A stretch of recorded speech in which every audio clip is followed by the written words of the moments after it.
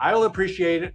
A lot of young people who are just addicted to their phones will appreciate it. Will that cause them to not cruise with Carnival and cruise with Royal Caribbean instead? Maybe a few, if all other factors were equal, but I don't think this means buy Royal Caribbean stock right now. We all know that Starlink was created with cruises and planes and RVs in mind. Now, many of you are thrilled to be able to use Starlink now with your RV.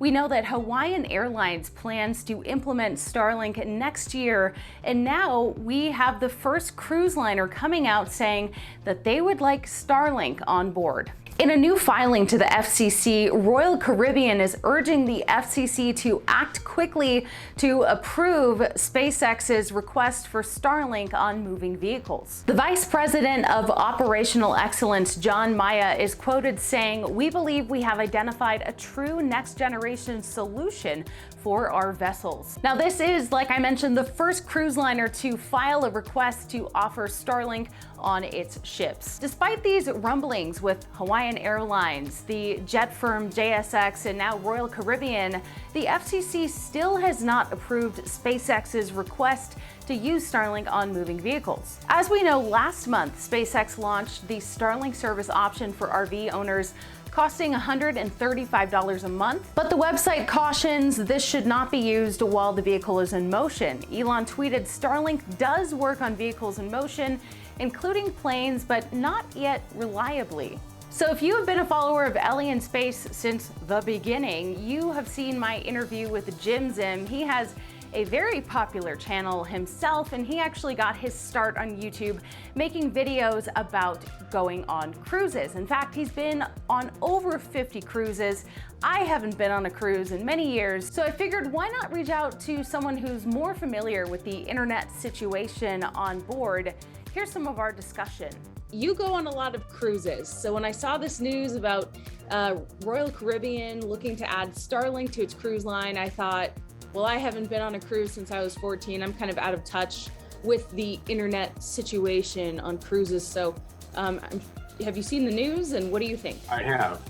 Yeah, the internet on cruise ships is surprisingly bad considering that it's 2022. It actually seems like it's gotten worse over the last 15 years. And I think that's because more people are using it. And there's a fixed bandwidth, and if 1,000 people are using it or 3,000 people are using it, that makes a difference, right? So my experience, and I've been on 57 cruises total, that in recent years, the internet has been among the worst that I've ever seen. Like, I had internet in 2000 on some ships that was probably better than what I've had on some of my recent cruises. Wow. So there's definitely a need for improved internet. I mean, just pure curiosity, you've been on so many different cruise lines. I guess, what's your favorite? I mean, I've cruised on Carnival more than any other cruise line just because it's a tremendous value. The bang for the buck is very, very high. I've been on some very expensive cruises that were inferior to Carnival cruises at a third of the price. So the value proposition on Carnival is really, really good. I've been on quite a few Royal Caribbean cruises, and they have tried in recent years to improve the internet. They connected with a company called O3B Networks. I don't know if you're familiar with them, but they have some low Earth orbiting satellites similar to Starlink, but nowhere near as big of a network. So they can only provide the service in certain areas. And it worked really good at the beginning. And then more recently, as more people now in 2022 are even more addicted to the internet, it's overloaded on Royal Caribbean ships. Do you think we might see an increase in people going on cruises because now they can work remotely in a more, if Starlink is implemented, the theory is, they would have a more reliable connection so they could do that remote work? I think it would be a very, very minor factor in all the things that would affect the cruise lines, and increase their passenger levels. That's a pretty small thing. Interesting. More likely, it's just a matter of, if the economy is doing well and people have extra spending money, they're going to go on more cruises. Right. And it's one of the first things that people will cut. Right. Well, I mean, the cruise industry was hit so hard by COVID, right? Yeah, it practically killed them. What about, not only would having Starlink on the cruise line be good for the customers, but what about for the operations and the staff and the actual, Yeah, how would that's a really good point. Yeah. That's, getting good internet to the passengers is only part of the reason that Royal Caribbean would want to do this. Yeah. Because they're increasingly using the internet for everything they do on cruise ships. Talking among themselves, talking back to the head office, sending data back and forth, all that kind of stuff. Right. Good point. Is there anything else? I'm surprised, though, that you don't think it'll be like this crazy impact, because I thought it would be. Yeah, I mean, think about why you haven't been on a cruise. Was bad internet really one of the top 10 reasons?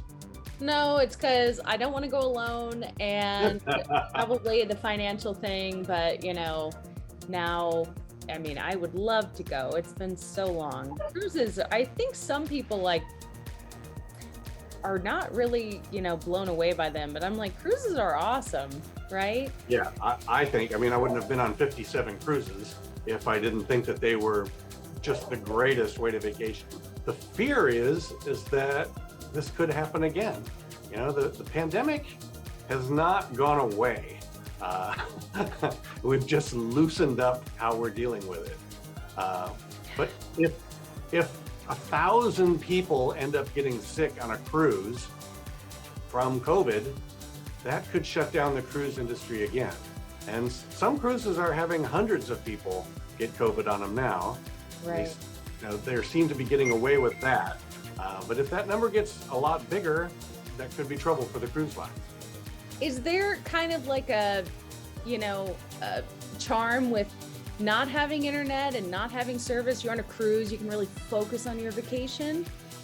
I think some people can handle that and would see that as a positive, and I'm talking especially about senior citizens, people who just aren't into the whole internet connected lifestyle. But I think for most people these days, they would hope that when they got on the cruise ship, their internet service would be as good as it is at home. Right. Not that that's realistic, but that's what they would want if, they could wave a magic wand. And a lot of people are very disappointed when they get on cruise ships and they find out that the internet just is not working well, or that it's expensive, and it's just not the experience that they would really prefer.